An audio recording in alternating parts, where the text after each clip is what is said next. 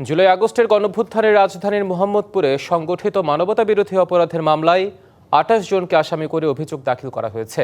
এই মামলার প্রধান আসামি ঢাকা দক্ষিণ সিটি কর্পোরেশনের সাবেক মেয়র শেখ ফজলে নূর তাপস। মামলার আসামিদের মধ্যে আরও আছেন সাবেক মন্ত্রী জাহাঙ্গীর কবির নানক, সাবেক ডিবি প্রধান হারুনুর রশিদ, বিপ্লব সরকার, প্রলয় জোয়ারদার সহ অন্যান্যরা। রাষ্ট্রপক্ষ জানায়, বৈষম্য বিরোধী আন্দোলনের সময় গত ১৯ জুলাই রাজধানীর মোহাম্মদপুরের নূরজাহান রোডে সরকারি প্রাথমিক বিদ্যালয়ের সামনে সড়কে আইনশৃঙ্খলা রক্ষাকারী বাহিনীর সঙ্গে আন্দোলনকারীদের সংঘর্ষের সময় গুলিবিদ্ধ হয়ে নিহত হন মাহমুদুর রহমান সৈকত। ওই ঘটনার সূত্র ধরে চলে তদন্ত কার্যক্রম। পরে একাধিক ব্যক্তির মারা যাবার তথ্য প্রমাণ পায় তদন্ত সংস্থা।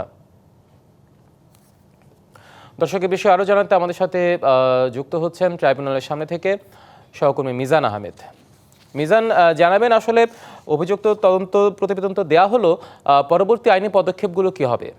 যেমনটি আপনি দর্শকদের জানাচ্ছিলেন, আসলে হিমাদ্রি, এই মামলাটিতে শুধুমাত্র কিন্তু সৈকতই নয়, রাষ্ট্রপক্ষ থেকে যেমনটি জানিয়েছে সেটি হচ্ছে সৈকত, ফাইয়াজ, রোকন সহ ৯ জনকে কিন্তু মারা হয়েছিল ওই জুলাই আগস্টে যে গণ অভ্যুত্থান চলছিল সেই আন্দোলন চলাকালে। এবং আজকে রাষ্ট্রপক্ষ থেকে এএসএম রুহুল ইমরান আন্তর্জাতিক অপরাধ ট্রাইব্যুনালের রেজিস্ট্রারের কাছে ফরমাল চার্জটি দায়ের করা হয়েছে। এর পরবর্তী পর্যায়ে রুহুল ইমরান এই ফরমাল চার্জটি যে কোনো একটি কোর্টে, আন্তর্জাতিক অপরাধ ট্রাইব্যুনাল ১ অথবা ২, যে কোনো একটি কোর্টে এই ফরমাল চার্জটি প্রেরণ করবেন। এবং প্রেরণ করার পর আজকে যে অভিযোগটি দায়ের করা হয়েছে, আনুষ্ঠানিক অভিযোগ, সেই অভিযোগটি আমলে নিয়েই কিন্তু পরবর্তী বিচারিক কার্যক্রমটি শুরু হবে আন্তর্জাতিক অপরাধ ট্রাইব্যুনালে। এর পাশাপাশি আপনার মাধ্যমে দর্শককে আরও জানাতে চাই, এই মামলায় ৩ জন আলোচিত ব্যক্তি কিন্তু অভিযুক্ত আসামি হিসেবে আজকের তালিকায় তাদের নাম রয়েছে। এই ৩ জন হচ্ছে সাবেক ডিবি প্রধান হারুনুর রশিদ, এর পাশাপাশি পুলিশ কর্মকর্তা বিপ্লব কুমার এবং প্রলয় জোয়ারদার। এই ৩ জনের নামও রয়েছে বলে আমরা জেনেছি।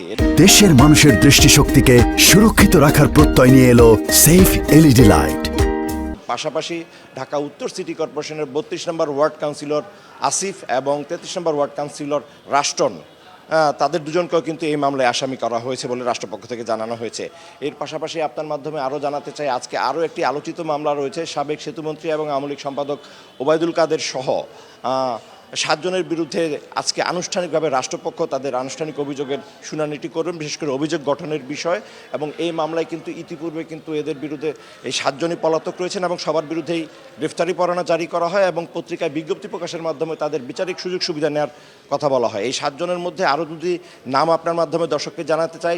সাবেক তথ্য সম্প্রচার প্রতিমন্ত্রী মোহাম্মদ আলী আরাফাত রয়েছেন, বাহাউদ্দিন নাসিম রয়েছেন সাদ্দাম হোসেন রয়েছেন, ইনান অর্থাৎ যুবলীগ, ছাত্রলীগ, আওয়ামী লীগ এবং সাবেক তথ্য সম্প্রচার মন্ত্রী। এই 7 জনের বিরুদ্ধেই কিন্তু আজকে এই মামলাটি রয়েছে এবং কার্যতালিকায় সেই প্রস্তুতিও রাষ্ট্রপক্ষ থেকে নেওয়া হয়েছে বলে জানিয়েছে।